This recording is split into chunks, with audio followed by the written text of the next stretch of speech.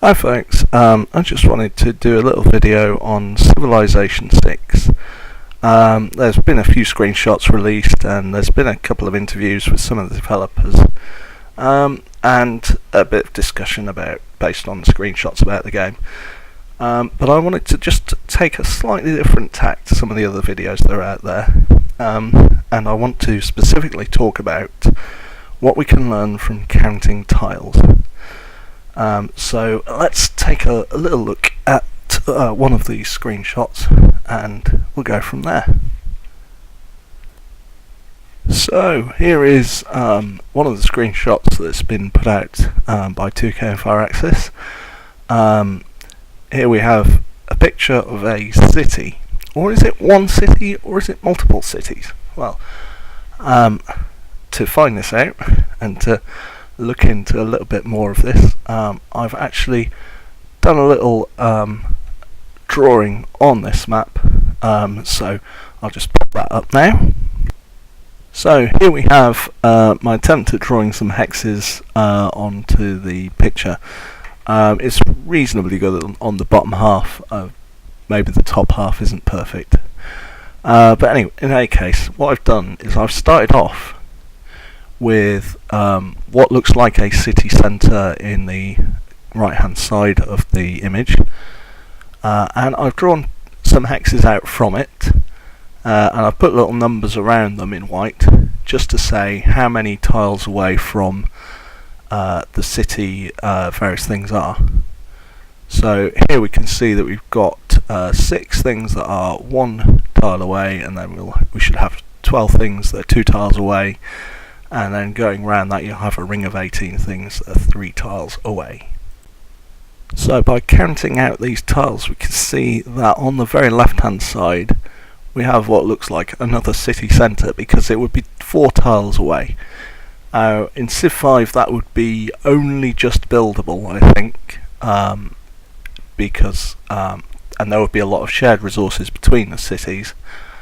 So I'm not sure if this is actually an optimal playing setup, or more just done for the purposes of making it look good on the screen.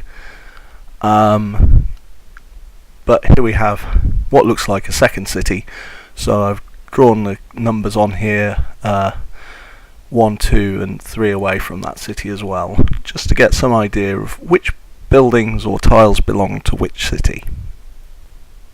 So the first thing I wanted to do is just have a look at what's in the 2 cities together. So if we have a look in both city centres, one looks a bit more built up than the other, so this is probably a larger city.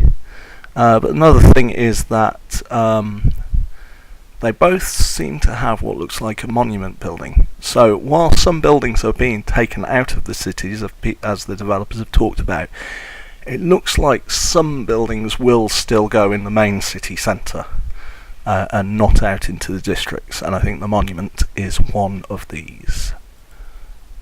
Next I've had a look at, there's a couple of similar looking areas which I think are a particular type of district. So I've drawn this little green box to the right of the city on the left, and there's one couple of tiles away from that, and also a couple of tiles away from the white city that looks very similar.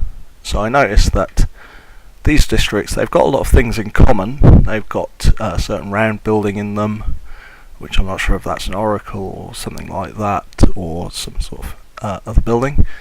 But there are some buildings that are only in this one at the bottom. So what looks like a pagoda or a porcelain tower or something like that, we have only in this bottom. So it looks like the districts, you can build them up with their own buildings as you go along. Also, I'm speculating that on the bottom of this image that we've got another district here with the blue buildings, what could perhaps be an educational district or something like that. We only have one, so I don't think we can be conclusive that that's a district, but I think that's a fair prediction. Also, then obviously these compete with various improvements, so we've got a couple of farms on here, and Then we've got resources like forests. Now, there's been some talk about what could go on these forests, but I don't see any improvements on these forests. At the moment they just look like plain forests. But potentially certain buildings could go in those areas for bonuses. So finally, I think there are some wonders on here. We have at the top of the screen what looks like a colossus, and a little bit within the mountains we have what also looks like a wonder to me. These are quite large buildings, and I think they do pretty much take up a tile rather than being a district. So I think the implications of this is that you are going to be very limited on the number of wonders that you can have in any one city. So if you want to be wonder spamming, you're going to have to build quite a few cities to do so. This is very different to what we've had in the past. I know that in some games I've just built one city and just tried to build it as tall as possible, but I think the days of building that tall are going away now. One other final note on districts. I think we've got in the top right hand corner a lighthouse and a harbour building, so I think those probably form some sort of seafaring district as well. I don't know if the Great Lighthouse would fit in with those, or whether it would have to go in a separate tile, or even whether it would share with the Colossus. So there's still a little bit to find out about how wonders stack. But yeah, I think we are going to be forced to be a bit more strategic about what we put in our cities, because everything will be competing and you just can't have everything anymore. So guys, thanks very much for watching. I hope that's brought up just another angle to look at this from. If you like the video, just drop a like, and if you've got something to add to the conversation, then feel free to put something down in the comments. I'll be interested to hear what people have to say about it. Yeah, thanks again for listening. Cheers. Bye.